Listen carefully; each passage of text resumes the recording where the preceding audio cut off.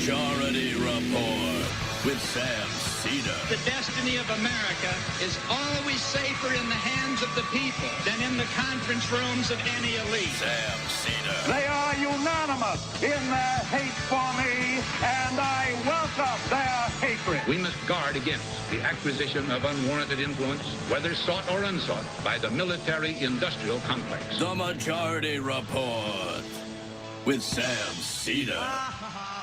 And I get the feeling you've been cheated.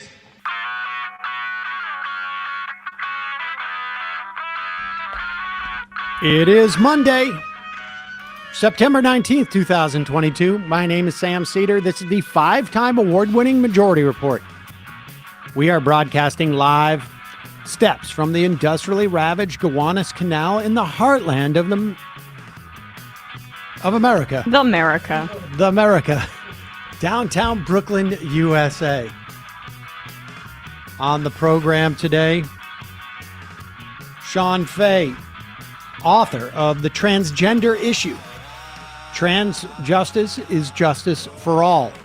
Then later in the program, Representative Ilhan Omar of Minnesota's 5th Congressional District.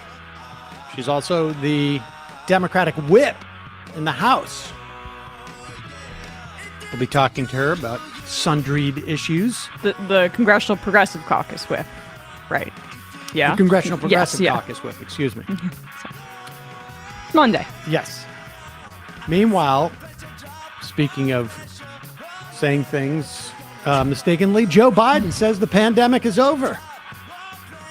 Apparently, COVID has a slightly different analysis. Puerto Rico, slammed by Hurricane Fiona, now completely without power.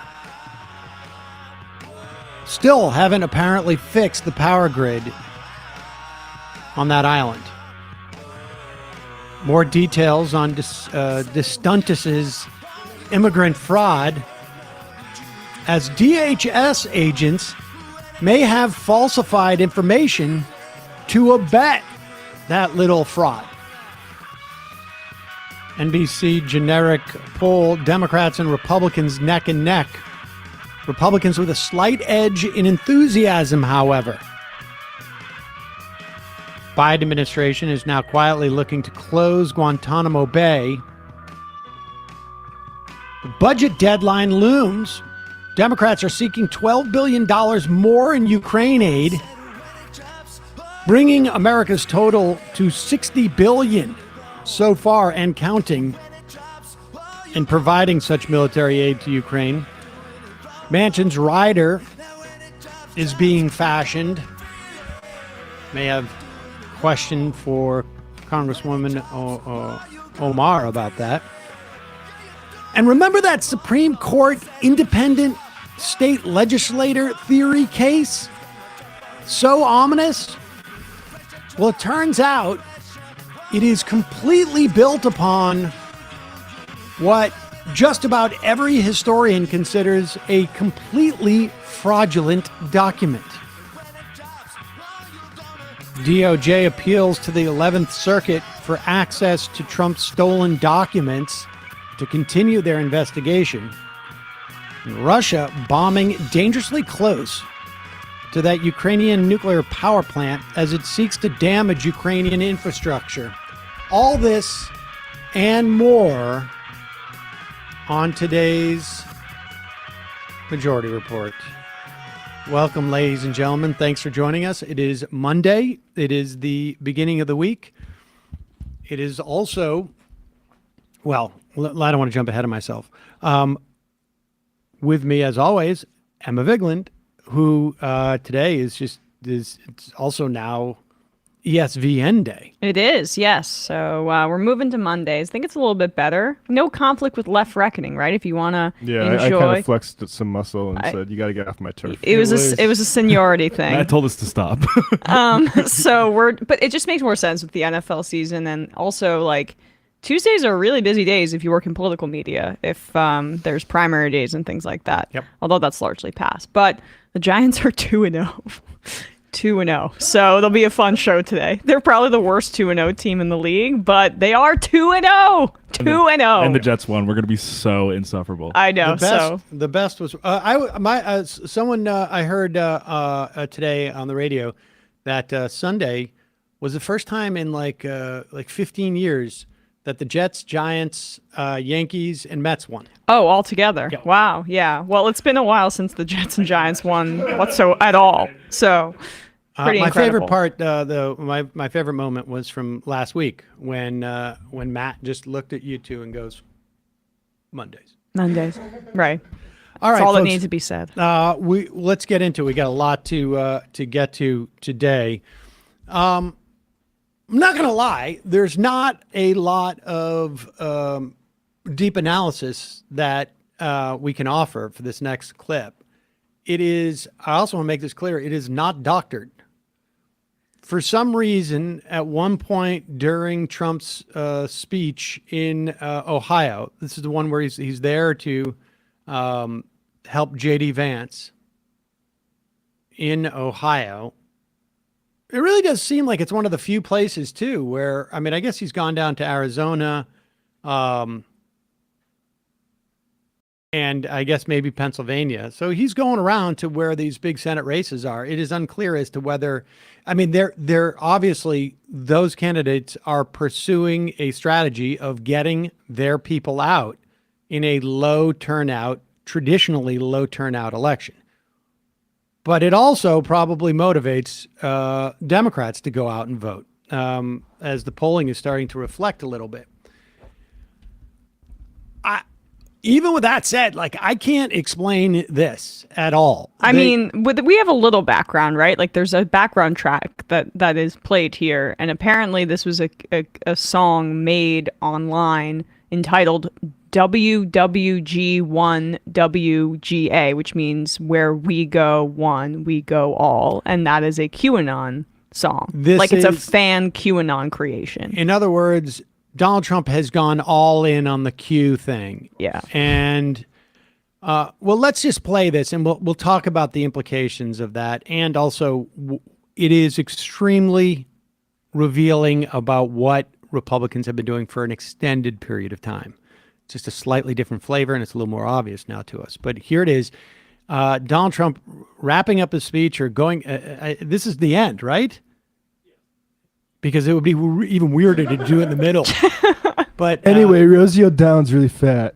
Here is Donald Trump at the end of his speech trying to make it almost like, I don't know, like I guess the Q Independence Day moment from that movie with Bill Pullman. Here we go. We are a nation that allowed Russia to devastate a country, Ukraine, killing hundreds of thousands of people, and it will only get worse. It would never have happened with me as your commander-in-chief. I'll pause it for 1 second. There's a salute that they're doing. Yeah. Do we know what that salute is? I literally just... It's a one from where we go one. Oh, we go okay. all. It is the Q salute. Is that confirmed, though? Because, like, Will Sommer, who covers QAnon, says he's still not sure what it is and hasn't been able to verify it. Interesting. Either Okay. way, it's some sort of salute. We just, like, don't... Yeah. A little bit. You're number one. I mean, it's a weird... Yeah. There's a couple of fingers missing from the entire thing. That's what I'm saying. Like, the angle is a little bit troubling, like 45 degrees there. The fact that it's being widely replicated in a crowd. But here's the point. It doesn't matter whether it is like, very reminiscent of the Zeke Heil or not. It is clearly some type of movement that is embedded in this crowd. And that is, It is a salute. it is some type of salute. Yeah, and the fact that even reporters who cover QAnon very closely are like, I'm not exactly sure what it is at this point, don't know. I mean, that means it's just in the bowels of the QAnon conspiracy stuff. Worse, it would never have happened with me as your commander-in-chief, and for 4 long years, it didn't happen. And China, with Taiwan, is next. We are a nation that has weaponized its law enforcement against the opposing political party, like never, ever before. We've got a Federal Bureau of Investigation that won't allow bad election-changing facts to be presented to the public, where Hunter Biden's Two laptop lacrimos. was Russian disinformation when they knew it wasn't. It's gonna And build, a Department of Justice that refuses to we get the investigate Fantasia egregious soundtrack, acts of please? voting irregularities and fraud. And we have a president who is cognitively impaired and in no condition to lead our country, which may end up in World War III. We're a nation that no longer has a free press and has no fair press any longer. Fake news is all you get, and they are truly the enemy of the people. We are a nation where free speech is no longer allowed, where crime is rampant like never before, where the economy has been collapsing, where more people died of COVID in 2021 than in 2020. We are a nation that is allowing Iran to build a massive nuclear weapon and China to use Lady the trying to get in on trillions it of behind her, dollars it has behind taken him. from us to build She's a doing more of military like a to church, rival Yeah, the church thing. our own. thing. And just 2 years Or ago, maybe she has to go to the One. bathroom. we had Iran, China, Russia, What, you got a question? North Korea, and all of the rest in check. They weren't going to do a thing against us, and everyone knows it. They respected the United States, and they respected America. Goodness gracious. It sounds like they're trying to play him off. It's like what, Yeah, what exactly. happened with the Emmys. It's like, all right, wrap this up, buddy. All right, look, it's hard to play this and not laugh at it, because it's hilarious. Just in terms of like the production values and his inability to actually, like, the music is not suited to this. It doesn't build to a crescendo. But it is suited to it, is it not? Well, but here's my point. People should be very concerned about this, because it doesn't take a lot of people who are in a this type of sort of like death cult to really undermine a society. And you know, when he is now leaned fully in to the Q thing, because the yield on the people who know what that song is and who know whatever this is, that the pointing of that finger or the salute, the yield of those people who will come out and vote because Donald Trump has activated them is like 1-to-1. Mm-hmm. And again, it really is going to come down. I mean, turnout is going to be such a huge issue here. There's no, the persuasion stuff is all well and good, but JD Vance is going to get a solid base of lunatic fringe people, and it's going to be self-perpetuating. It's about creating a high floor for yourself. I mean, and that's what activating your base does. You create a high floor. But if JD Vance makes it to the Senate, he's going to keep going back to this well. Trump is going to keep going back to this well. It's going to expand it because there's nothing if you're Q adjacent or you were Q and then you were demoralized, this type of stuff has got you back on in like in a heartbeat. So it is, because those people dancing around like that, what's the raw material for that is really alienated, like people that are devoid of a community, and they found one now, and it has the Trump imprimatur on it, and and he's the leader of it, like, which we all knew he was, but that's really energizing for all those people. I mean, look, and I've talked about this guy, Bob Altemeyer, who is a professor up at Manitoba University, did 25 years of clinical studies on authoritarianism. And he and his researchers had determined years ago, well before Trump, John Dean used a lot of his work in the books that he wrote in the late aughts and the early teens. 25% of North Americans are right-wing authoritarians.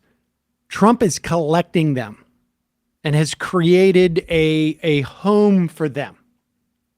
And with all the accoutrements, the salutes, the music, the, sort of dog whistle stuff, but he's getting a little more explicit because they need to break out. They need to, it's all hands on deck right now because they want to take back the Senate. And Trump sees this as his, the linchpin to his 2024 chances too. So that's what's going on here. It is hilarious, but it also should be very, very disturbing to you. Yeah. I mean, and when he uses that kind of music, it just gives them so much energy. And he says, just all they need are little nuggets here and there. And they're primed. These right-wingers and these fascists are primed to see conspiracy in everything. And when you have a guy who knows that and just gives them little bits of life, it's a scary, scary proposition. And I'll say those aren't nuggets. Those are full meals. Yeah. I don't know what else you're going to get out of that, other than ladies and gentlemen, tonight I introduce Q, and they bring out Michael Flynn. I have no idea. Got a couple of ads before we get to writer Shon Faye, author of the Transgender Issue. Trans justice is justice for all. I've spoken about Aura quite a bit on this program. There's identity theft is everywhere. Every day I will get some type of phishing notice, either a text or an email. I imagine other people do too, because it is a crime that is hitting one American every 14 seconds in this country. I like to engage with the people. I got to be honest with you. I got a text message last night. Steve, did you get the documents I sent over? And I'm like, is this Mary Ann? Because if so, I did not get those documents and I need them ASAP. And then that was all right, but whatever. But I never click on the links. Anyways, even if I did, I use Aura to protect myself. They're one of our sponsors. Aura is identity theft protection, fraud monitoring, and antivirus software all combined into one easy-to-use app. They also basically get those identity search sites also to remove you. They keep consistently requesting that you get removed from those sites. That's also helpful. I don't know why they don't pitch that in this, but you may have one of these services already. But if you don't have all the tools, it's like locking the front door, leaving the back door open, or, I don't know, side window. It doesn't matter. This is how it goes down. You try and log into your email account one day. See the password was changed a couple of hours ago from I don't know, whatever town that you don't live in. And then you start getting notifications of activity from your bank and your credit cards. It's scary. And like I say, unfortunately, a reality for Americans every 14 seconds. Aura monitors the dark web for your emails, passwords, social security numbers, and sends alerts fast. They send it right to your phone and to your email. Even when you go and sign up, you put your email in, it will tell you where your passwords have been compromised all around the web. Aura also gives you near real-time alerts on suspicious credit inquiries, like if someone's trying to open up a loan or a credit card in your name. You can protect you and your family from identity theft at aura.com/majority. When you sign up right now, Aura is going to give you a 2-week free trial so you can see for yourself how many times Aura finds you or a family member's personal info on the dark web. Check it out with my link. That's aura.com/majority. And if you sign up, let us know in the comments below if your personal information has been compromised. I promise you, you will not regret checking. Again, that's AURA, aura.com/majority, and you can try it for free for 14 days. Also, this is just a great product. In fact, I think I started using this before they became ads, just because I saw it on a list of potential advertisers and I was checking it out. Particularly when you get to be my age, you realize your parents are not going to be around forever, and they aren't necessarily in a position to let you know about their lives. You may have questions as you get older. And this is, I mean, I hate to put it in those stark terms, but this is where I really begin to appreciate this. The product is Storyworth. And what Storyworth does is every week it emails your loved one, and you could do this for your parents, uncles, aunts. You could do it with friends too, if you wanted. You could do it for anybody. I mean, I guess technically. But what they do is they email your loved one a thought-provoking question of your choice from a vast pool of possible options, or they'll just do it automatically. It's up to you. Questions that you may never have thought of, like what's your fondest childhood memories, or what's the best advice you ever received, or it could be anything. Like, what was your favorite car? You'd be surprised what starts to jog people's memories and gets them to tell stories. You'll end up hearing stories and memories that you never knew anything about, details. Then obviously you can follow up on that if you want. But after 1 year, Storyworth compiles all those questions and stories, including photos, into a beautiful keepsake book that your whole family can share for generations. This is a great gift ostensibly for somebody else, but it's also one for you. And then it works for a third party too. I mean, this is like a threefer. Because if they're your grandparent, they very likely or possibly somebody else's grandparent, cousins. And so the keepsakes end up giving.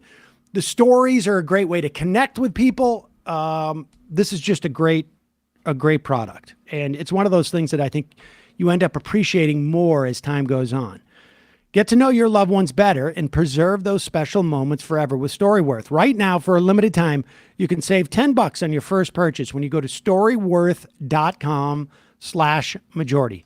That's story, STORY, worth, WORTH, storyworth.com/majority to save $10 on your first purchase. Storyworth.com/majority. As always, we will put links to both those in the podcast and YouTube descriptions. All right, we're going to take a quick break. When we come back, we'll be talking to writer Shon Faye, author of The Transgender Issue, Trans Justice is Justice for All.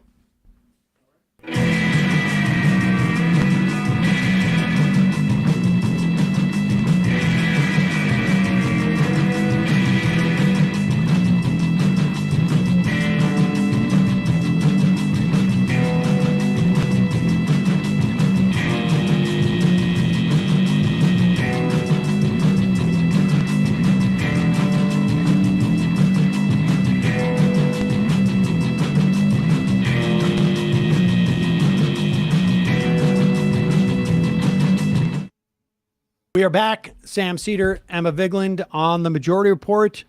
Joining us is the writer Shon Faye. She's the author of the Transgender Issue, Trans Justice is Justice for All.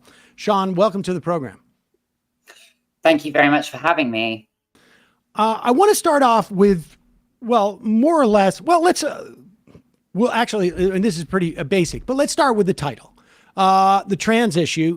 You wrote this as something of a little bit of a Trojan horse. Explain that for us.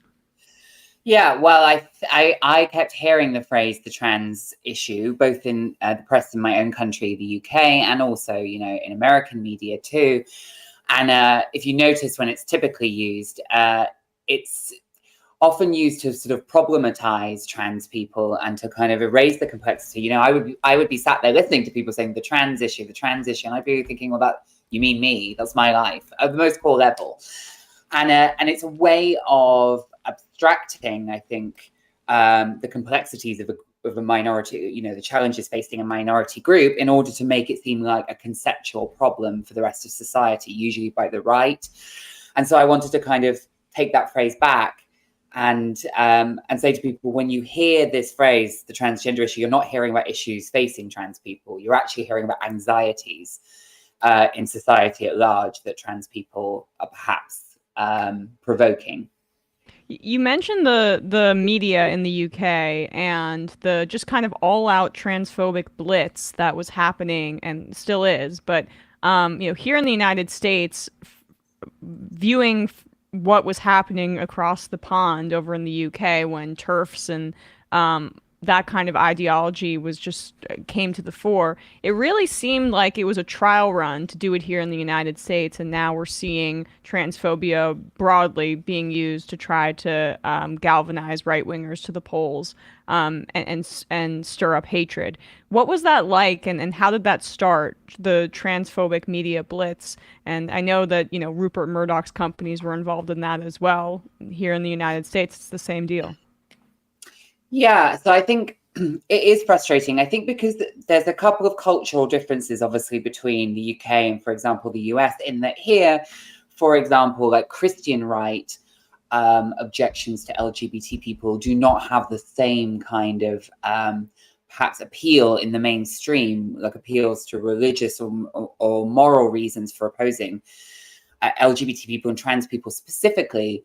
But what I felt was happening here in the UK, in terms of what you described as the trial run thing, was here there was sort of a liberal respectability afforded to transphobia, usually under the guise of like superficially feminism, but quite quickly less of actual feminist argument and more kind of a paternalist reactionary claim to protect women and children, which actually can be a very right-wing form of rhetoric.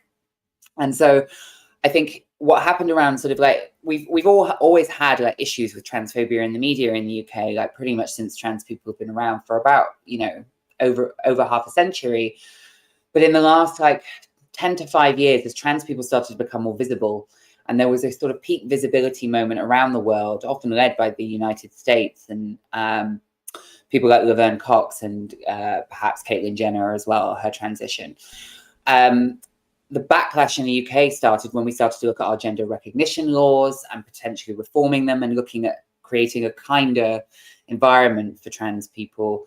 Is quite quickly the Murdoch media that is very powerful, our tabloid media in this country, certainly traditional conservatives who just don't like LGBT people, and this kind of liberal, respectable transphobia that had persisted in our press kind of coalesced as an odd motley crew and started to, in earnest, campaign against some of the most like gentle reforms of the law that would help trans people, for example, identify their own gender legally.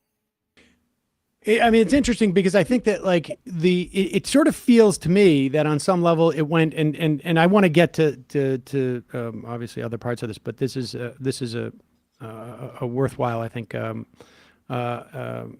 a topic is that in this country, it became activated after there was marriage equality, and the Obama administration sent out a fairly, I think, a benign reminder to states that Title IX of our Civil Rights Act requires trans people to be able to use bathrooms based upon the way that they identify.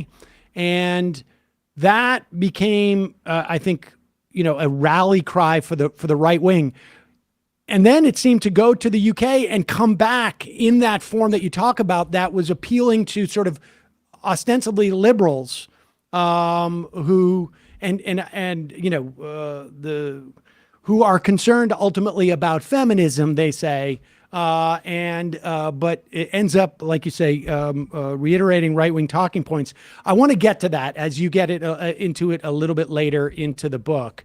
So we'll put a pin in that for a minute. But I want to also ask, and this again, now that we've gotten past just the title, the first line of your book, the liberation of trans people would improve the lives of everyone in our society. I mean, that is largely the theme, it seems, of your book, is that the trans liberation brings about a lot of material and, I guess, value to society writ large. Can you talk about that? Like, in what way?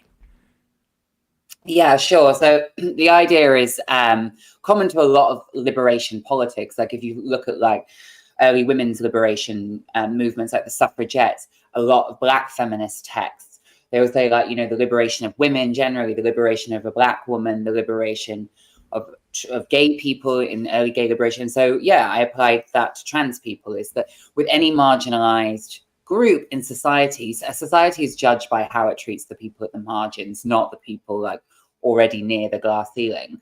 And so trans people being one of those groups,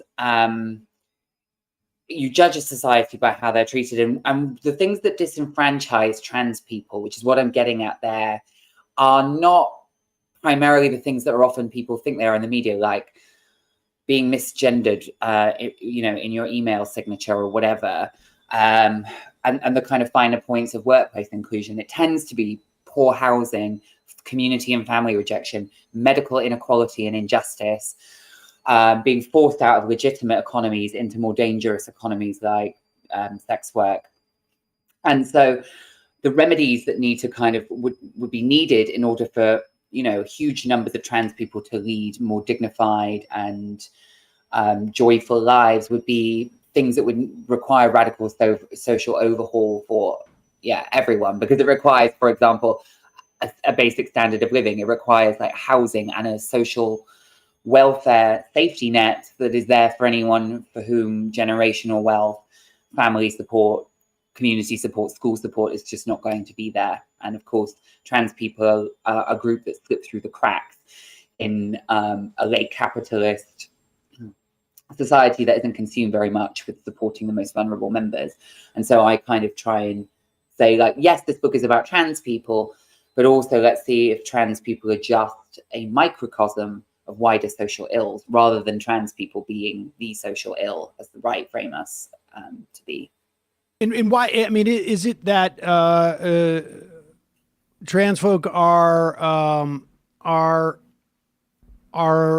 almost like the canaries in the coal mine in terms of, or at least representative of, or their issue sets, the material issue sets that they face are just a function of the most politically marginalized in society? I mean, is that ultimately why addressing those material needs for trans people would end up addressing the material needs for a much broader part of society? Yeah, they are, because, you know, I mean, they're not the only canary in the coal mine. There are plenty of groups and you know, different trans people will have different experiences because of, you know, other components of how they're politicized, though, like along the lines of race or class, for example. But I think broadly, yes, it would be fair to say that like trans people, especially in the time we're living in, are kind of a canary in the coal mine. Like, even if you look at like the question of medical inequality and trans people's bodily autonomy, I think with regards to what has happened with Roe versus Wade, I think it's very clear that when you start to have arguments based on curbing a minority group's bodily autonomy on the basis that it's somehow immoral, or it's like playing with things that shouldn't be played with, or it's not people's destiny, or that gender should be a certain way, it's not very long until that slips both into homophobia and to misogyny. And I think it's very clear to see the connection in the US, for example, between the attack on trans people and the attack on women generally.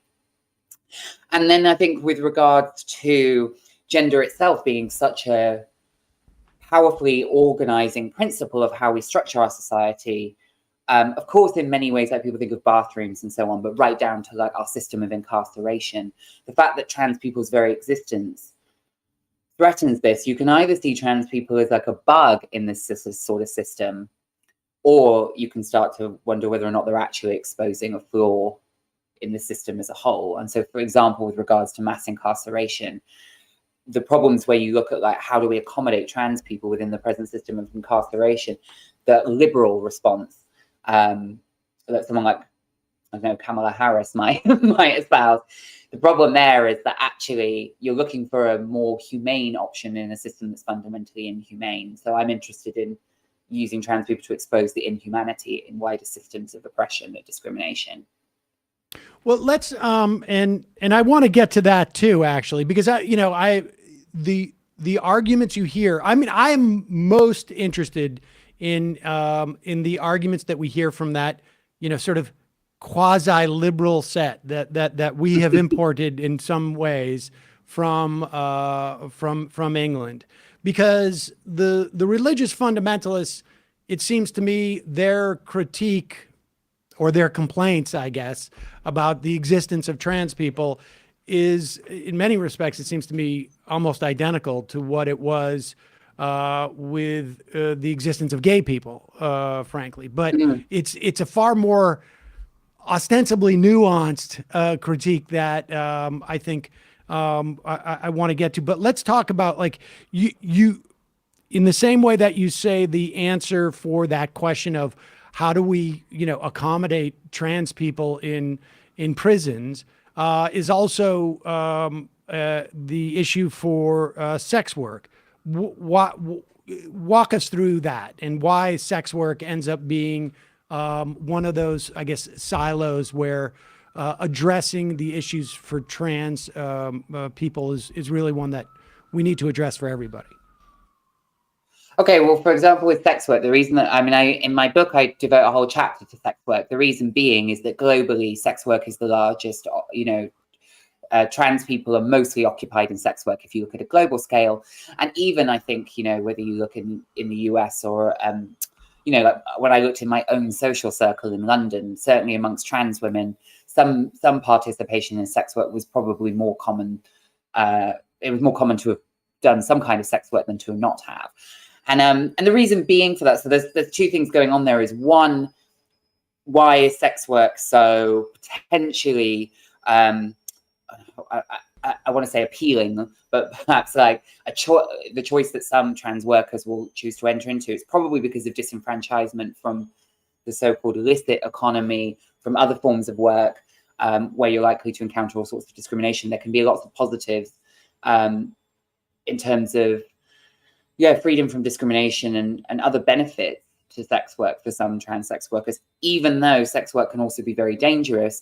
And particularly then the marginalization of sex workers and trans people are intertwined, one, because there's this overlap in the two groups, but also, that like sex work becomes unsafe because of how we as societies choose to criminalize it, punish it, push it to the margins to make sex workers participate in more and more unsafe working practices.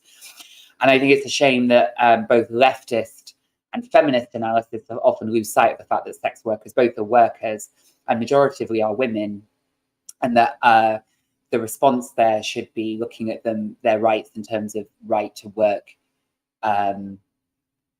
in safety, rather than necessarily looking in a sort of moralistic way about the rights and wrongs of sex work and the people that buy sex, the men that typically buy sex.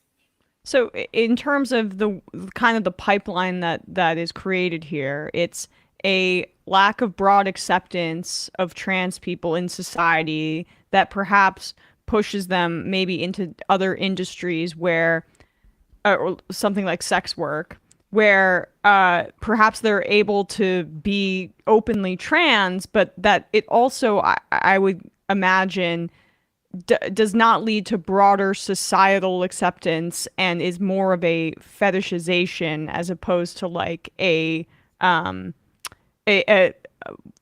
something that's more liberatory. Yeah, I mean, completely agree. Like, look, it's just, it's a case of like, if you look at like I guess the classic example would be, for example, say a young trans woman, perhaps who doesn't have like strong family ties or family support.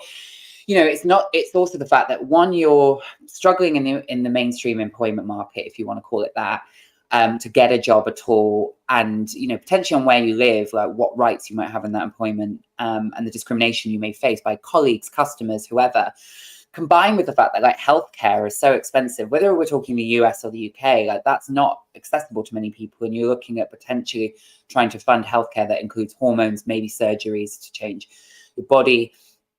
And that sort of stacks up, and suddenly, like sex work, for example, can become quite appealing in terms of being able to access financial resources, more quickly, and in it being a lesser of many evils in terms of the workplace. And then, but then combined with that too, is the fact that like obviously that does not necessarily lead to greater like social acceptance, and it is often participating in all the problems that accompany the sex industry, both for the workers and how they're treated, but also, I guess in terms of how that is, yeah, you're obviously marketing something that can be fetishistic or, yeah. And I guess trans sex workers will have a sort of wide range of feelings about that.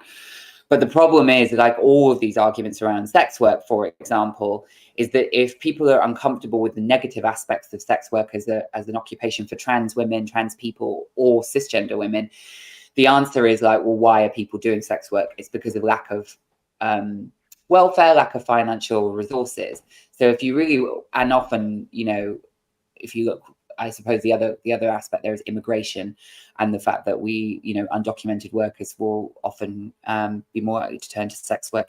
So really, it's our immigration system and our poor welfare system in many countries around the world that are responsible for people choosing sex work. And so, if you don't like the fact that people are in sex work, it's probably better. The choice comes from giving them more resources, I would argue.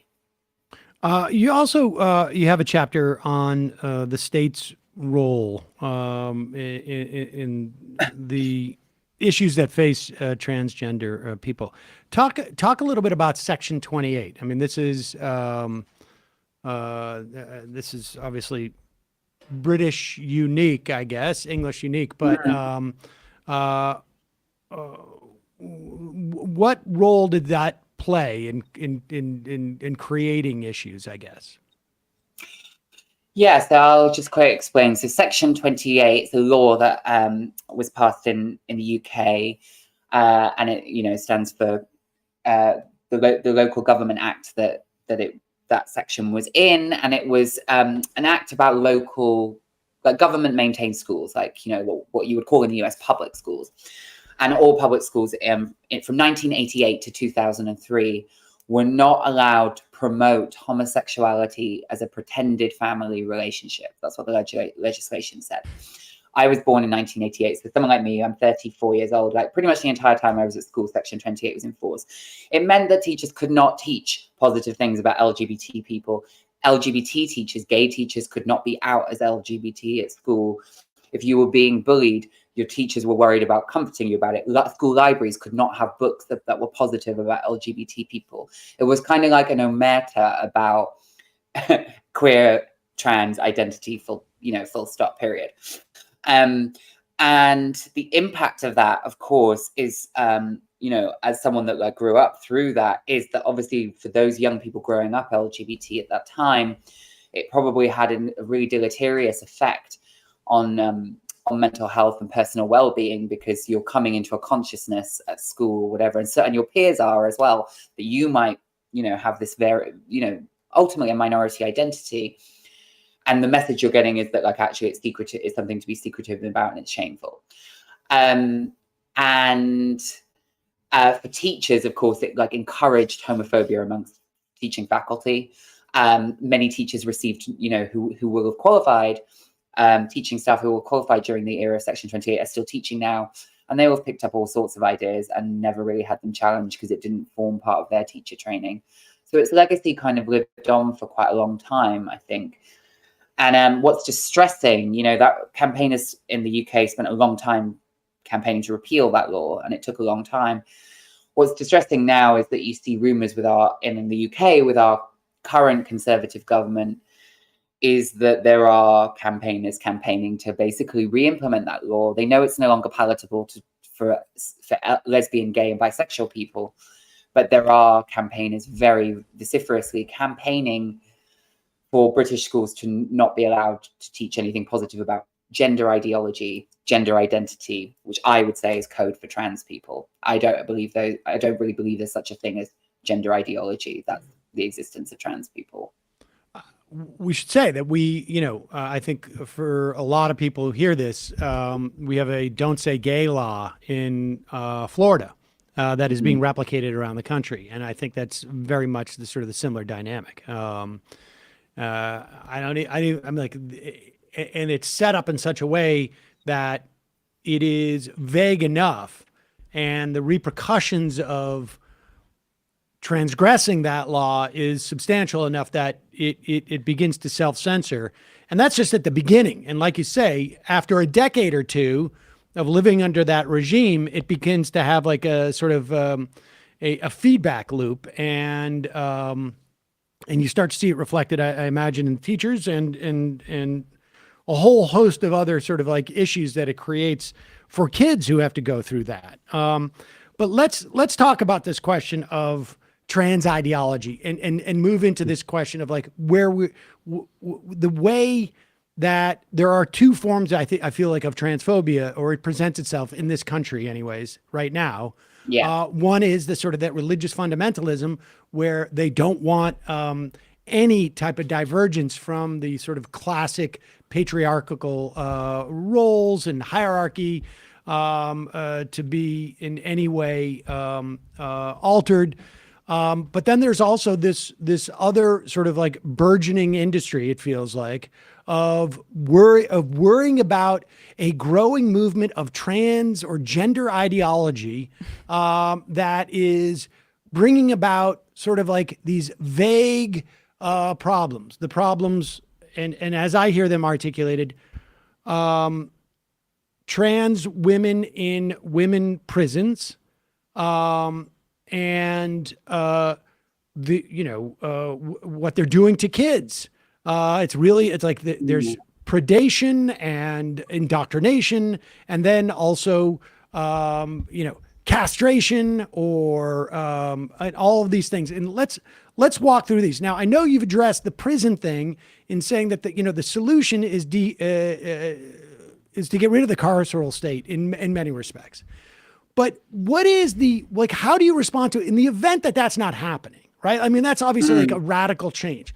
Like, what is the addressing here? Because when I have engaged with people that they can point to a story or two that they saw where there is a rape that has taken place in a women's prison by a trans woman, but they forget about the problem of prison rape writ large, both for women and for trans women.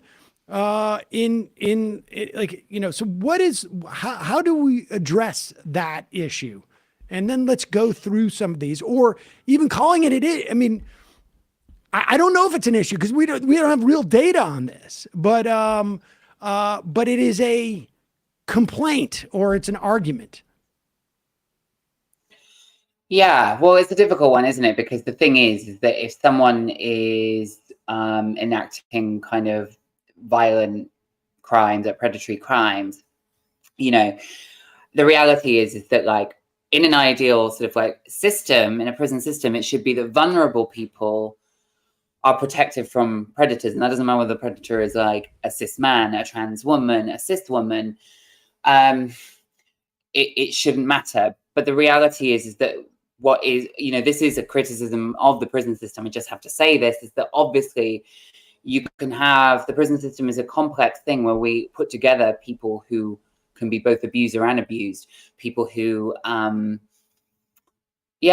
people who have not committed violent crime with people who have committed, violent crime. And so prison is inherently an unsafe place, and I think, I'm never going to argue that like vulnerable people should be put at risk by a trans prisoner. That's not like what I believe. It's not the right thing. What I'm interested in, I think, is how that instances of where that can happen, and that can happen, is used rhetorically to make broad sweeping policies around a group for whom the prison experience itself, and we're talking particularly about trans women, trans people generally, but trans women, is extremely brutal, is extremely violent.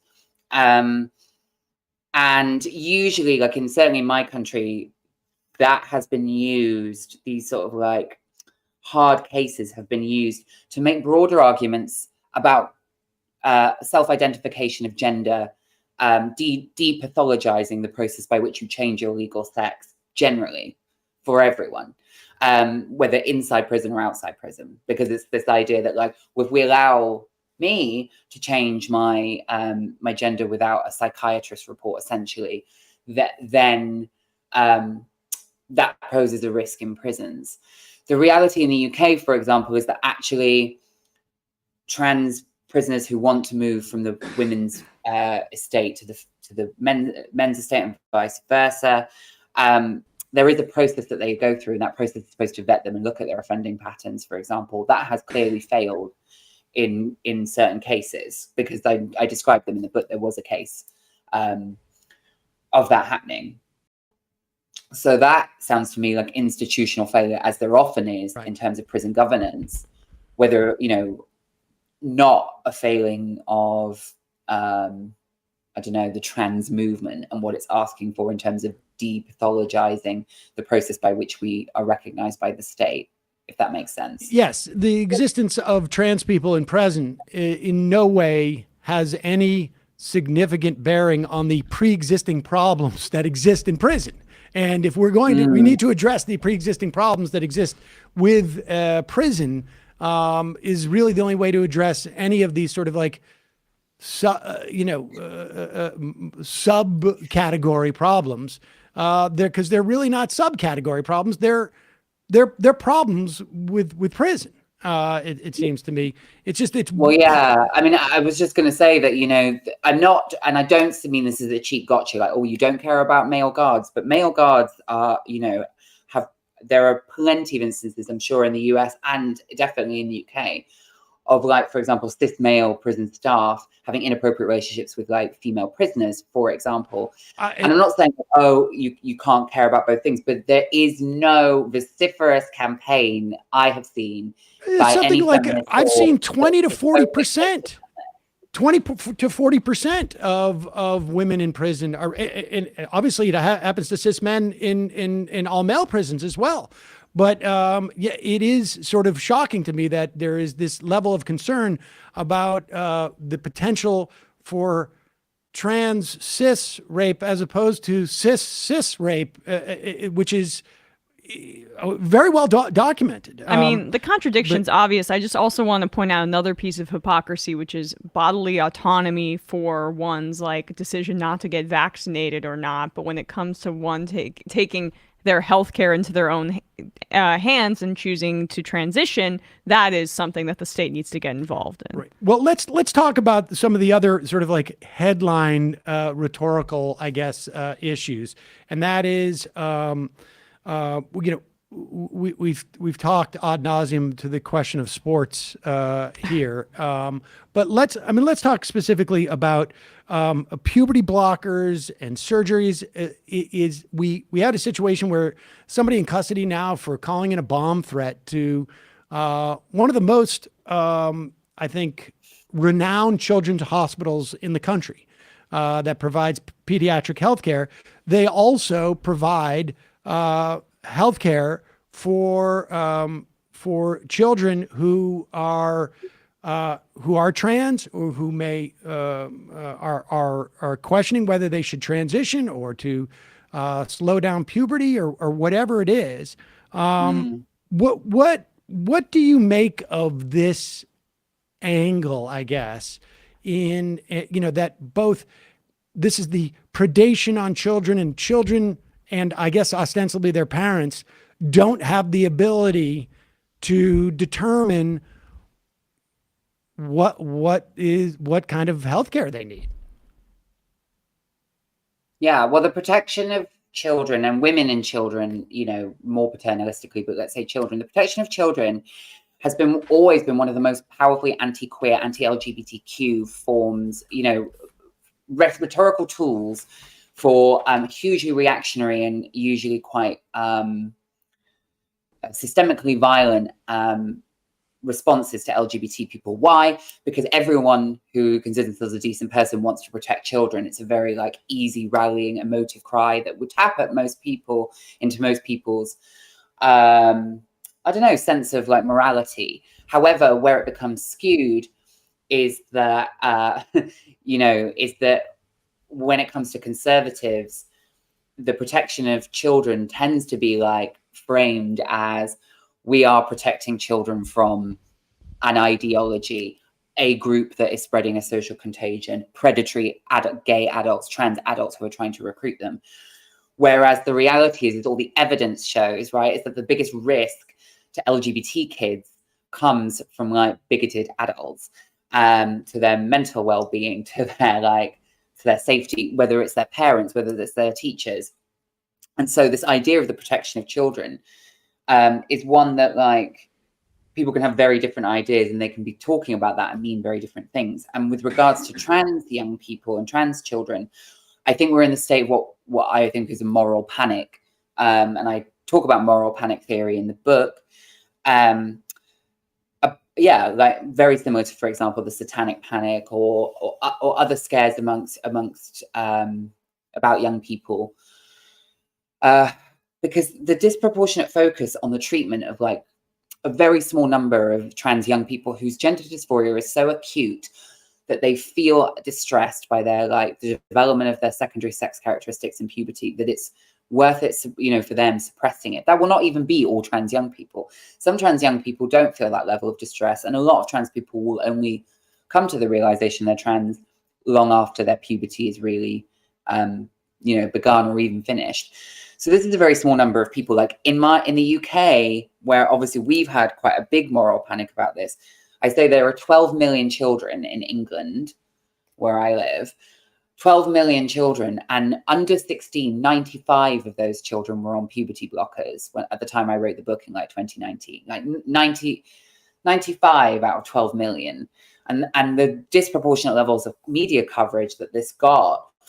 I think the other thing that's worth saying, right, is that a lot of these treatments, so for example, puberty blockers that have become so apparently controversial, puberty blockers were developed for cisgender children who usually for precocious puberty. The precocious puberty is a natural variation where puberty occurs younger than the child's peers, and for reasons of like alleviation of psychological distress, feeling self-conscious, puberty will be like temporarily slowed down or paused.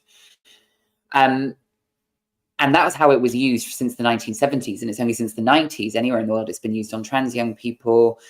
And so for me, I find it quite like startling that there's like moral panic has arisen about potentially whether or not doctors are competent to prescribe this, whether or not young people are competent to, or their parents on their behalf are competent to give consent to the treatment, when in fact this has been a treatment that's been used since the 1970s. So, coming up like 50 years on cisgender young people. And it shows to me a kind of double standard, that when we look at trans healthcare, it tends to be, both for children and for adults, sensationalized. Trans people's agency is immediately removed, and it's problematized because it seemed to be about gender. It's not seemed to be about real healthcare. And that's where I see the link, with abortion, is that I think in the US, you can probably see now that probably there was a liberal consensus for a while that every woman has a right to an abortion. And it's been quite jarring around the world to see that the growth of the belief that that is not the case, that every woman has a right to autonomy of her body in that way, that there clearly has been a working, growing and politically potent movement seen to curbing that idea and that principle. Yeah, to me, they seem like it seems inherently linked, that this is about, as I said earlier, bodily autonomy, and about the fact that like we are able to do what we want with our own bodies under a patriarchal system, that you should not be compelled to participate in gender with your body in any way that you don't want to. And that the arguments that it's natural or, ordained by God, or, that you're messing around with hormones, or that you're messing around with, bodily integrity, these are like misogynist. They've always been misogynistic, and they are also deeply transphobic and harmful arguments. And yeah, I think the other thing to say with kids is that I think there's been a lot of anxieties that have been stoked. So, for example, a lot of in the UK, we have some like gay and lesbian adults who are very gender non-conforming. For example, there might be butch women or very femme gay men, for example, who remember being very gender non-conforming children and are of the belief that they would have been quote unquote trans now, had they grown up now, that there is a kind of conveyor belt for any gender non-conforming child into medical transition. I feel that is like ludicrous. I felt like when I often was speaking about it in the UK, I had to treat it with a bit more sincerity. But, it's worth saying it's a ludicrous notion, that the idea that you are, certainly in the UK, and I imagine it's like the same in most states in the US, that you are suddenly whisked off and given all of these drugs and surgeries the minute that you like do something a bit gender non-conforming, like play with a doll if you're a boy, or climb a tree in dungarees if you're a girl. It's just nonsense. Like, most parents are not prepared, even when they do have a trans child, for a trans child. And I can say personally that as someone that was misconstrued as potentially a feminine gay boy when I was like an adolescent, people were very keen that I really try and stick with that and not transition. And I think it's fair to say that that's the general rule of where society is with the acceptance of trans people. And I don't know any trans person that believes that you can't be a cisgender person and very gender non-conforming. Like, trans people I know at least tend to be, there might be some with very conservative ideas about gender, obviously, because we're a diverse group, but most of us accept, I have gay male friends who wear dresses. Do you know what I mean? I don't think a man in a dress needs to transition. Well, you're doing a poor job of pushing the trans agenda in that instance. So. Well, listen, it's fascinating stuff. Can't recommend the book highly enough. We will put a link to the transgender issue. Trans justice is justice for all. Shon Faye, thank you so much for coming on and talking to us about it. Hope to talk to you again soon about more of these things, because I think this is, as a rhetorical bludgeon and an electoral device, at least in this country, it is not going away. Thanks so much for your time today. Really appreciate it. Thank you for having me. All right, folks, we're going to take a quick break. And when we come back, we'll be talking to Congresswoman Ilhan Omar of Minnesota's 5th Congressional District. We'll be right back after this.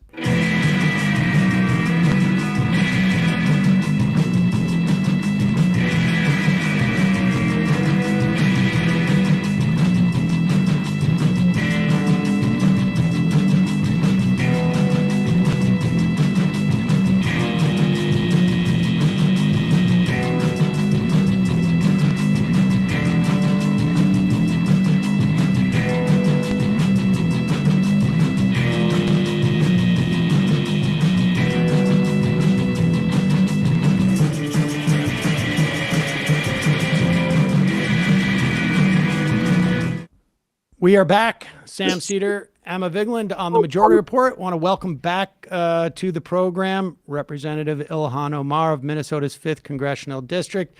Congresswoman, welcome back to the program. Thank you so much for having me, Sam. We got a bunch of stuff that we want to talk to you about, but let's start with student debt, because I know you're deeply involved in this. I think since the last time we spoke to you, well, it's certainly been since the last time we spoke to you. Sure, you're aware. President Biden found it. I mean, I think the last time we spoke, we were asking where the memo was from the Department of Education. I don't even know what the stat. They found it, and it turns out he can do it, and he did it at least to some degree. $10,000 for everyone under. Making under $125,000 as an individual, $250,000 for a couple, $20,000 if you were the recipient of a Pell Grant. I have a sense I know the answer to this question, but what do you think about that debt relief? Yeah, I mean, obviously I've been a champion in trying to get complete student debt cancellation, but this is significant. 43 million of the 45 million who have student debt will feel some relief. 20 million of those will have their student debt wiped out. And so, the day that it was announced, I was getting text messages from people who in my district who have been part of that movement, who've been campaigning alongside me to try to get student debt cancellation, in tears, because, the amount of debt that they had would ultimately be canceled by the time this is processed. So we are grateful that the president, did find the memo, that he did carry out the promise he made to me end of March when I met with him in the White House, that he will move some sort of student debt cancellation, and ultimately did keep his campaign promise. Do you think that's the end of it? I mean, because I have to, or let me ask you a subsidiary question. Do you think they were surprised at how little pushback there was? I mean, it seemed like it was a story in the news for, I don't know, 36 hours, 48 hours. Obviously, it helped him in the polls. I mean, I think there's like direct evidence of that, that his approval rating went up, particularly amongst young people. It's probably going to help the Democrats writ large in November. But in terms of pushback, it seemed to have gone away. Like there was Ted Cruz went out there and said, why are we giving basket weavers, majors? And then they realized like, oh my God, it turns out there's 45 million basket weavers in this country. Maybe we shouldn't be doing this. Like, do you think they were A, surprised by the lack of pushback, and B, do you have a sense that like there's going to be a sequel? So I don't know if the White House itself was surprised. I think they've been clearly paying attention to the polls and knew that this was significantly going to be helpful to the president and to the Democrats in general going into this midterms.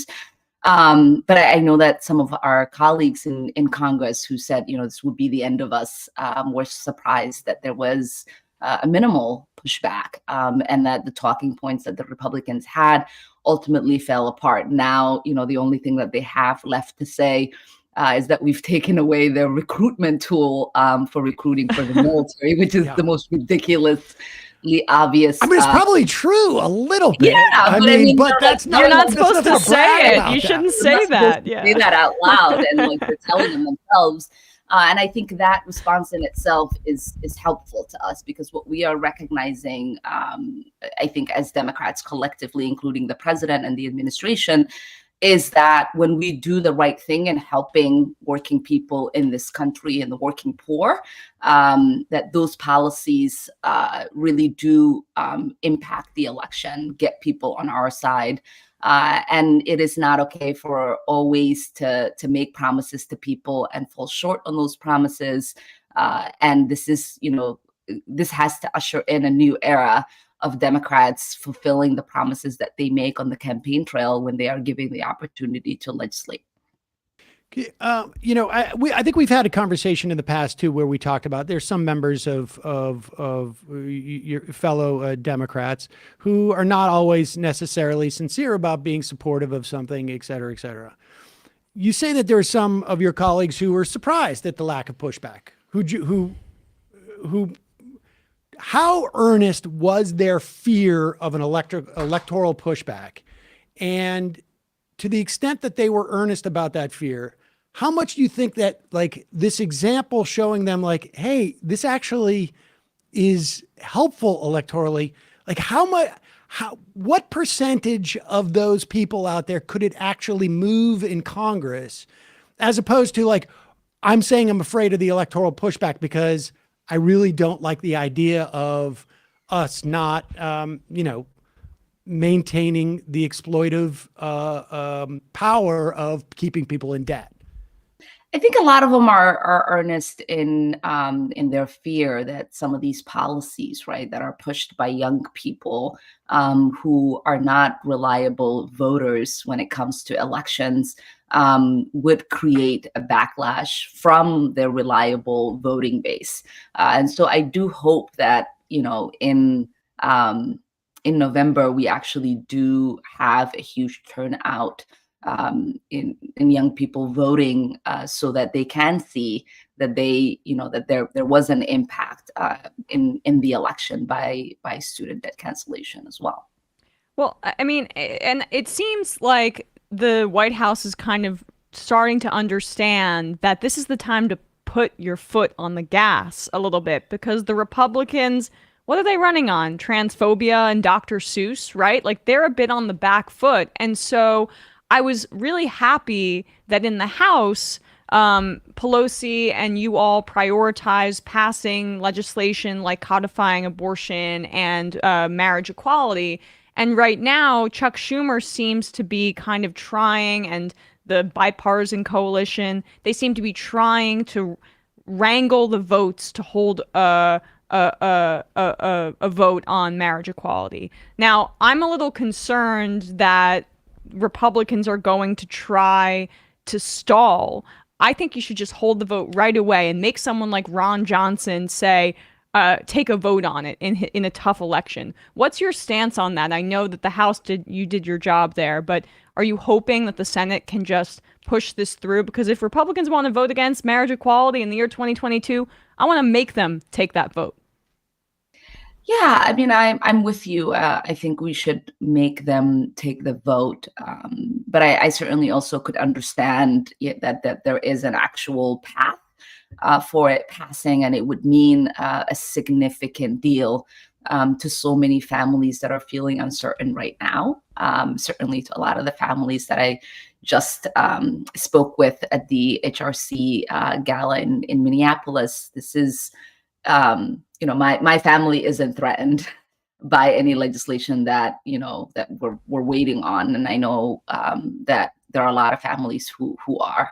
And so if there is a path forward in trying to get it codified, I want them to be able to explore that. The new talking point for the Democrats is that we're going to put people over politics.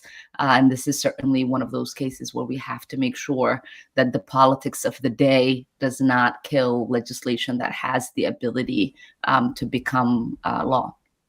I don't like the rap that politics is getting in that. Why can't we say electoral politics? Because it's all politics, right? I mean, it's regardless of those 10 Republicans who hopefully will show up after the election, as opposed to before. It's still on, for halfway at least for them a political calculation as to how they're going to vote. But I am with you in that it's sort of like it's a tough decision. You're having to trust that the 10 are going to show up afterwards. And I would imagine, Tammy Baldwin has had conversations that, lead her to believe that that's the best opportunity.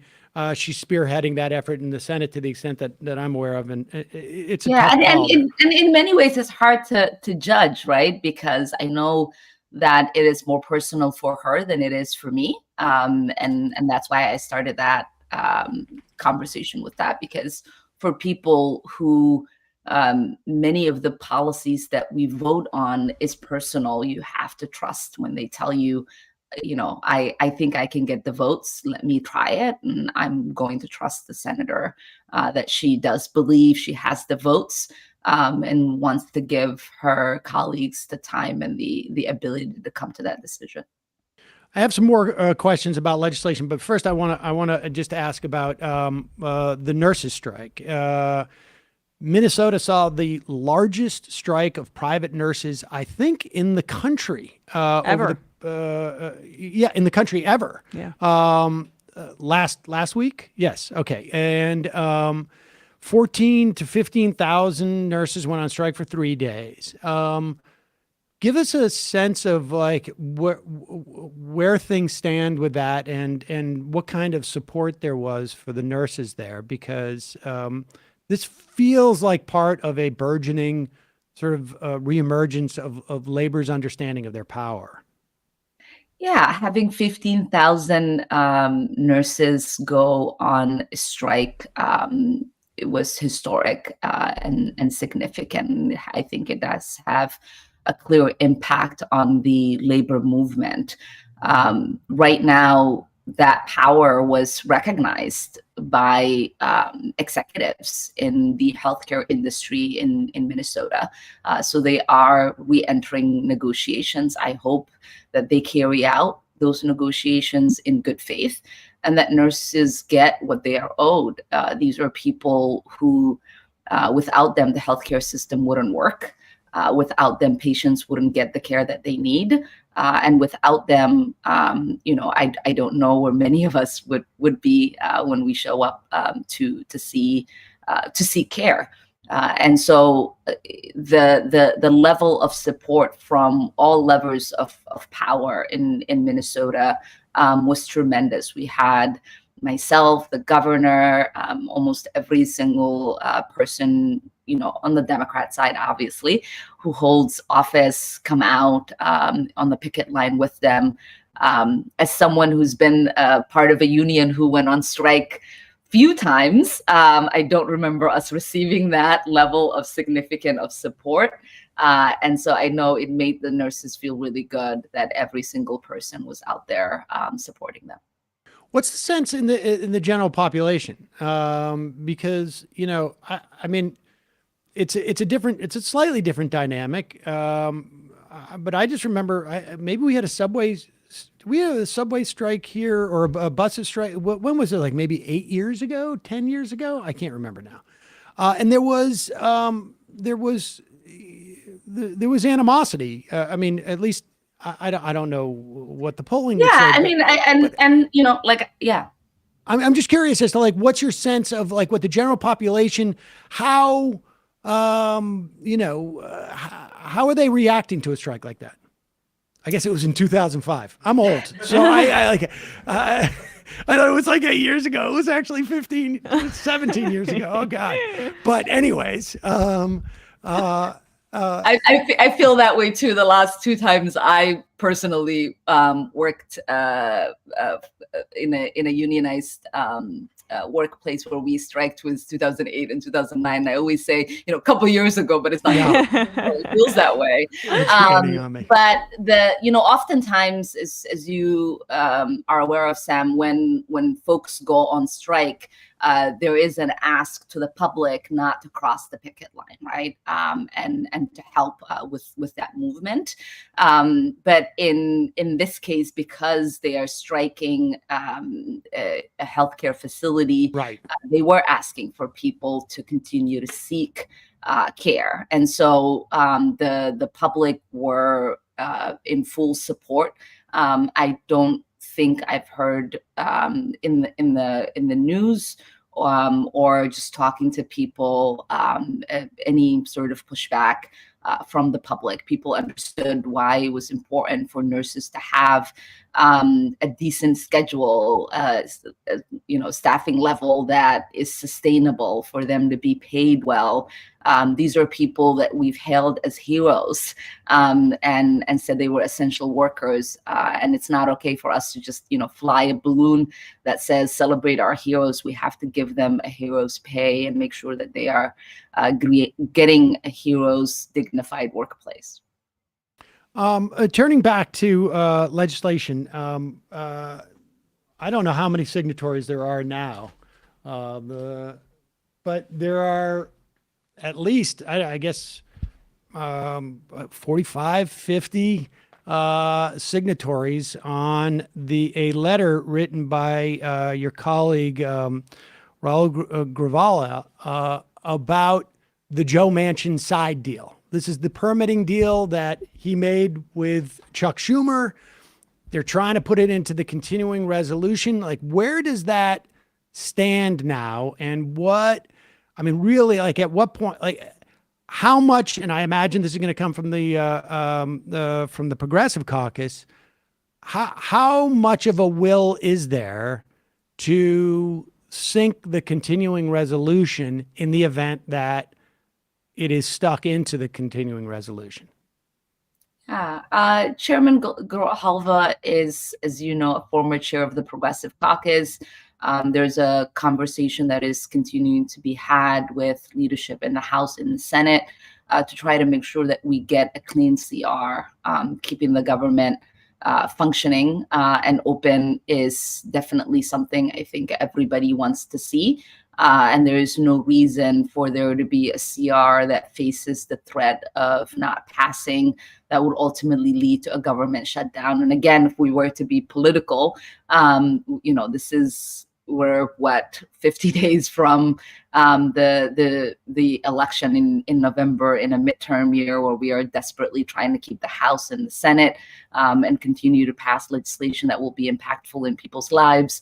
This is not the time to take that risk. And so I know that many of us who are signatories of that letter have made that clear, and our hope is that leadership listens. Well, I mean, Manchin has burned you guys on your side before in the midst of the negotiations on Build Back Better, which he essentially killed, and the Inflation Reduction Act is the shadow of that. But is there a desire on your guys' part in the CPC to essentially say, hey, you broke your promise on the Senate end. We're not going to cave to this because this is an agreement that Schumer and Manchin made behind closed doors. You did not agree to this. So attaching a pipeline piece of legislation to the continuing resolution to keep the government funded, that you guys had no part of that. So in my opinion, you're under no obligation to agree to it.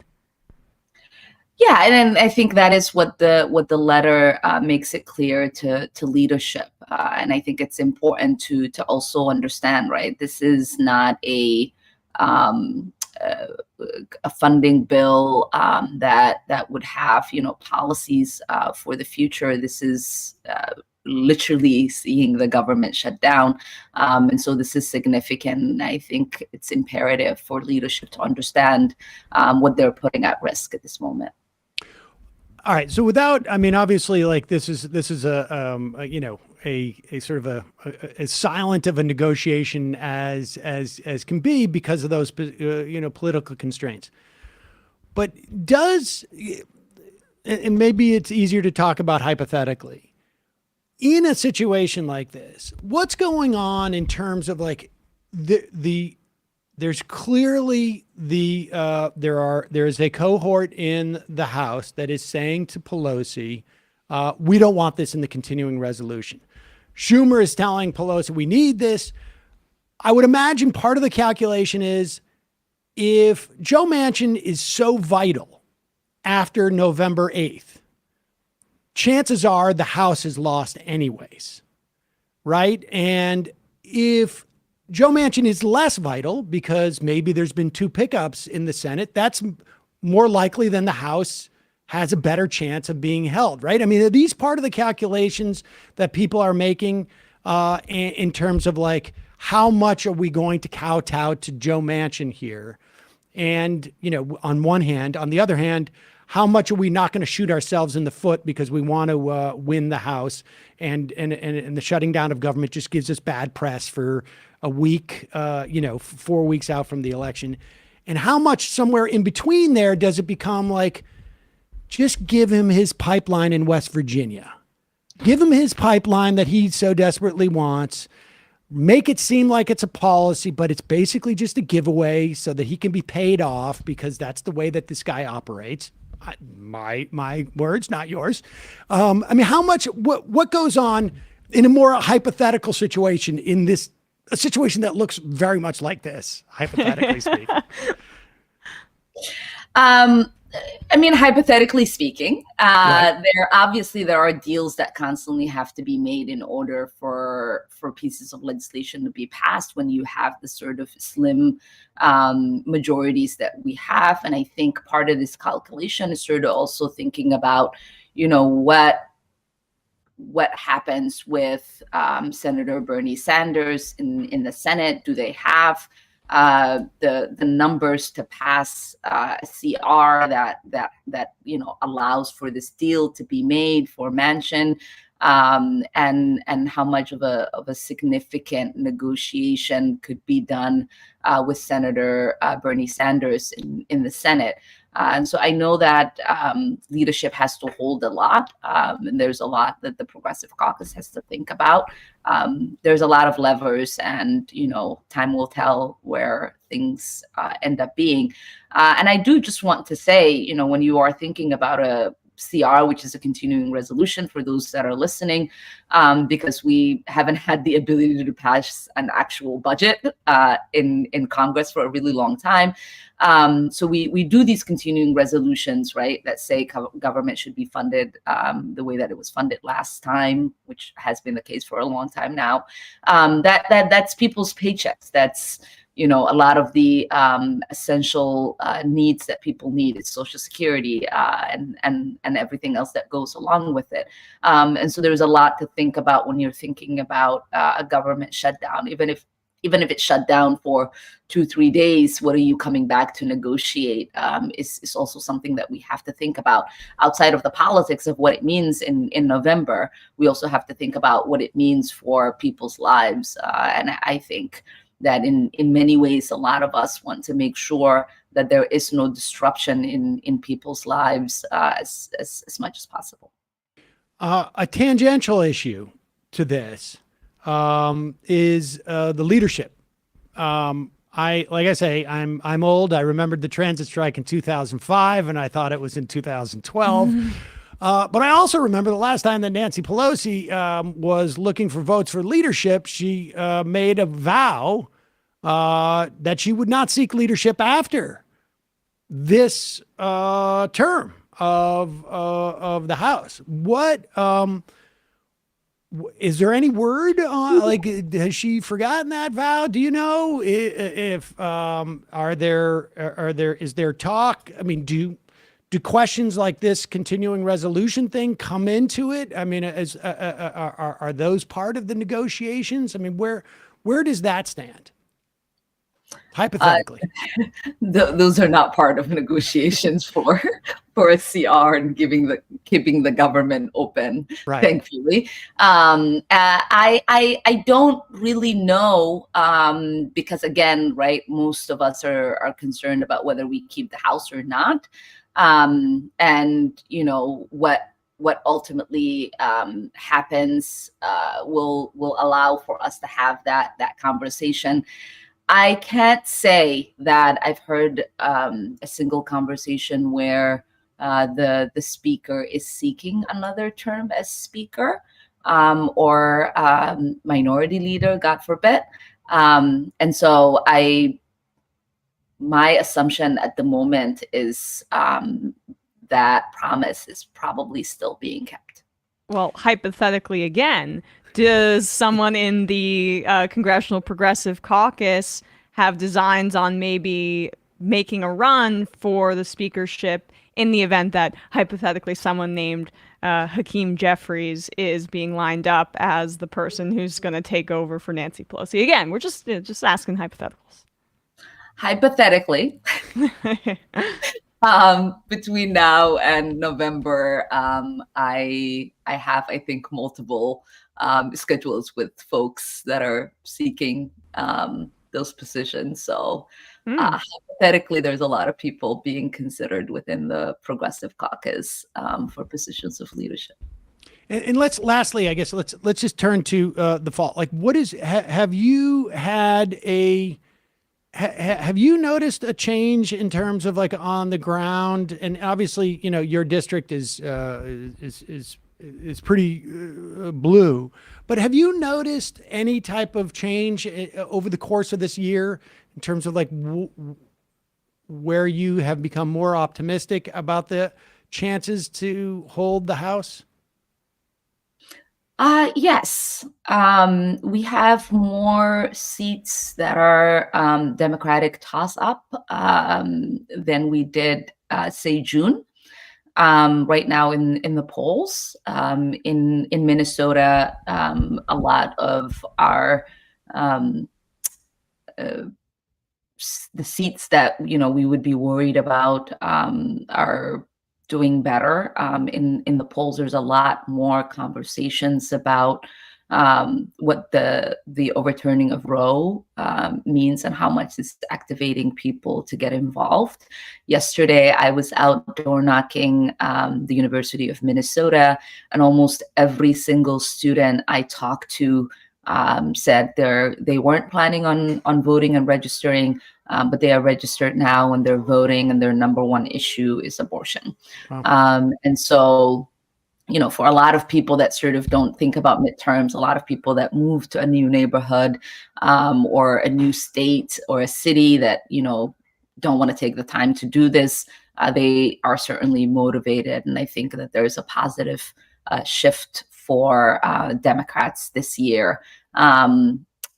Former President Bill Clinton said something about, Republicans closed strong, and we shouldn't take their record of closing strong and finding some weird thing to fearmonger around for granted. And I think that message is clearly being heard, and Democrats are ready, I think, to counter a lot of the fearmongering that Republicans do towards the election day.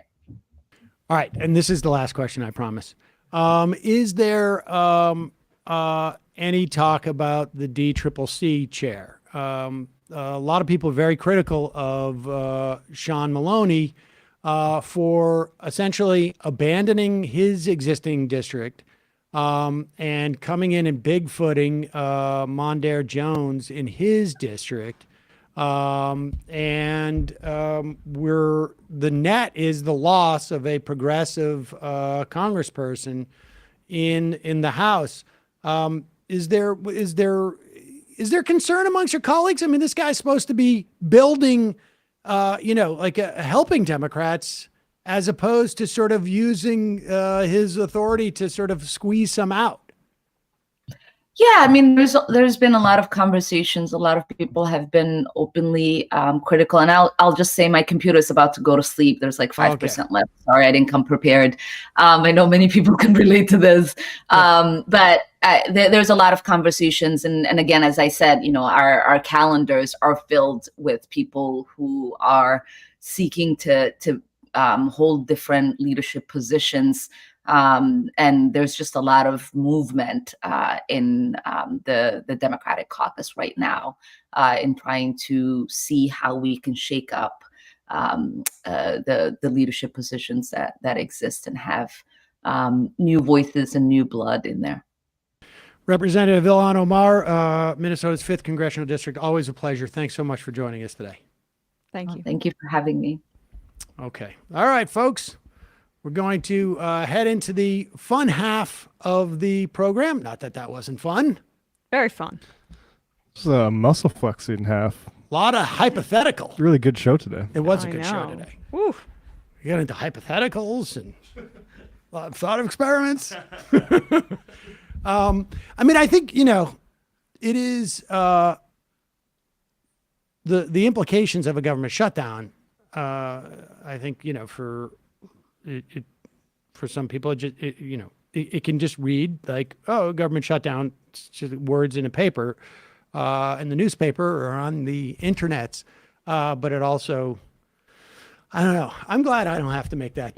Those are the limits of, of flexing your muscle, right? And trying to secure things like no pipeline being built through West Virginia, then it bumps up against people's actual lives being immediately impacted. Yep. So Militant Apathy on the IM says she sounds like a real politician now. LOL. Cagey. People forget this. That wasn't cagey at all. Well, no. I mean, she definitely is very, specific with what she'll say. But people forget she was the what was she, Speaker of the House in Minnesota, or was she? Or the whip? Or she was the whip. I mean, she was not a political neophyte when she came into Congress. She was a politician. I'm sorry, but you'll listen to any other political interview. We got some actually good nuggets there that aren't going to be reflected by other people. Without a doubt. But I think that's sometimes people forget, because as a member of the squad, she and Rashida Tlaib were in their state houses. Senate state houses, and it's a different, they're practiced politicians. It's also a good thing to have someone on our side who's doing politics. Oh, yeah. Yeah, she was assistant minority leader for the DFL caucus in Minnesota. In Minnesota, you're doing politics there. Yeah. Also a North Dakota State University graduate. Whoa. So, Go Bison. I didn't know that. Oh, well, obviously, Matt did not know that. You're beaming. I a lot of state pride there going on there. NDSU, go Bison. All right, we're going to take a quick break and head into the fun half. Folks, just a reminder, it is your support that makes the show possible. When you become a member at jointhemajority.report.com, you not only help the show survive and thrive, you also get the free half free of commercials. Even though you can go and look in the podcast or YouTube description and find those links there. Some people complain about it. I don't get to hear Sam's meandering stories about some of these products. We use all the products here, incidentally. There is no product that we don't. well, I'm not going to. I'll wait for our fast-growing trees but we use all the products here, and also you get the fun half. So become a member today.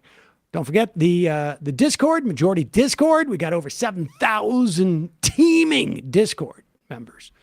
Also, amquickie.com. Get you the top 3 or 4 or 5 stories from a lefty perspective in your email box every morning.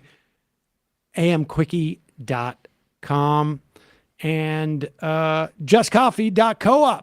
Fair trade coffee, tea, or chocolate. Use the coupon code Majority. Get 10% off. Today is Monday, ladies and gentlemen. This is a big day for sports wrap-ups. Yeah, ESPN today, 4 p.m., streaming on the Majority Report channel. Right here, you can find us.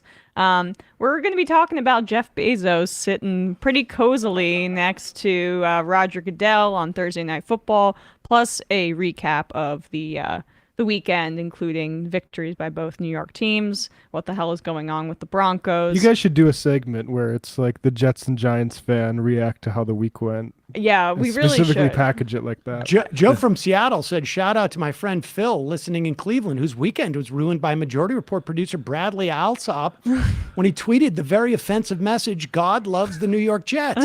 I don't follow too much football, but I thought everyone agreed not to be a Jets fan. I mean, man, if that's how God shows his love, he really is a vindictive, cruel man. I'm like Job. He's a man? I guess. In this scenario, he is a vindictive man. Old Testament God's the Jets fan. Right. For the Jets, definitely an Old Testament God, no question. So yeah, check that out. And yeah, we're on Mondays now. YouTube.com/ESPN show for clips. Thank you. And 5 stars on 5 podcast. stars on That's Spotify all. and Apple Podcasts, Sorry, please. Go Matt.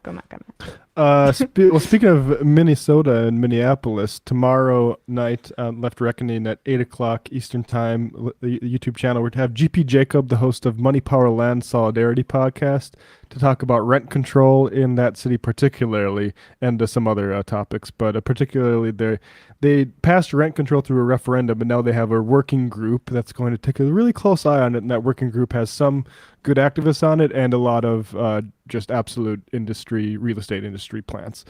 So we're going to talk about how we go from referendum to whatever's going on with rent control in Minneapolis now. So check that out. Bob Carmody, your test worked. We should just let you know that on the IM. Fierce Deity said, for Congresswoman Omar's sake, I think it's important to remind everybody this whole show is parody and nobody can be held responsible for anything they say.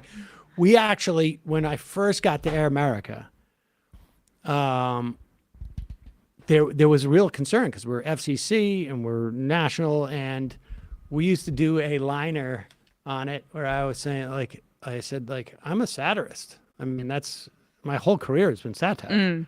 And so I had Benjamin record a liner that said something like, at the opening of the show, everything that you hear is satire for the sake of any potential future litigation. Oh, yeah. I think I saw that liner on one of your drop boxes or something. Yeah. That was what it was. And I said that to everybody, to the execs at Air America, and they just looked at me and they're like, maybe that could work. Yeah. It's called plausible deniability. 646-257-3920. See you in the fun half. 3 months from now, 6 months from now, 9 months from now. And I don't think it's going to be the same as it looks like in 6 months from now. And I don't know if it's necessarily going to be better 6 months from now than it is 3 months from now. But I think around 18 months out, we're going to look back and go wow. What is that going on? It's nuts. Wait a second. Hold on for a second. The Majority Report. Emma, welcome to the program. Hey. Matt. What is up, everyone? Nomi Key. You did it. Let's go, Brandon. Let's go, Brandon. Bradley, you want to say hello?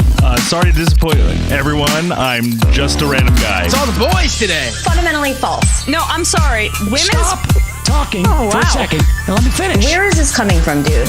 But dude, you want to smoke this 7A? Yes. Hi, is this me? Is this? Yes. Is this me? Is it me? It is you. Is this me? Hello, is this me? I think it is you. Who is you? No sound. Every single freaking day. What's on your mind? Sports. We can discuss free markets and we can discuss capitalism. I'm gonna go start watching. Libertarians. They're so stupid, though. Common sense says, of course. Gobbledygook. We fucking nailed him. So what's 79 plus 21? Challenge met. I'm positively quivering. I believe 96, I want to say. 857-210-3501. 1/2. 3/8. 9/11, for instance. $3,400, $1,900. 5, 4, $3 trillion sold. It's a zero-sum game. Actually, you're making me think less of it. But let me say this. Poop. You can call it satire. Sam goes, it's satire. On top of it all, my favorite part about you is just like every day, all day, like everything you do. Without a doubt. Hey, buddy, we see you. All right, folks. It's just the week being weeded out, obviously. Yeah, sun's out, guns out. I don't know. But you should know. People just don't like to entertain ideas anymore. I have a question. Who cares? Our chat is enabled, folks. I love it. I do love that. Look, gotta jump. Gotta be quick. I gotta jump. I'm losing it, bro. 2 o'clock. We're already late, and the guy's being a dick. So screw him. Sent to a gulag? Outrageous. Like, what is wrong with you? Love you, bye. Love you. Bye-bye.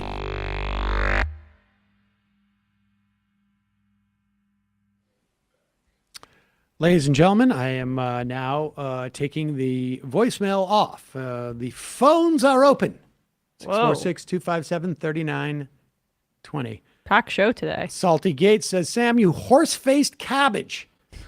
Can you interview Professor Brett Christophers regarding his recent book on rentier capitalism? Ooh, that sounds good. Who owns the economy and who pays for it? That sounds pretty good.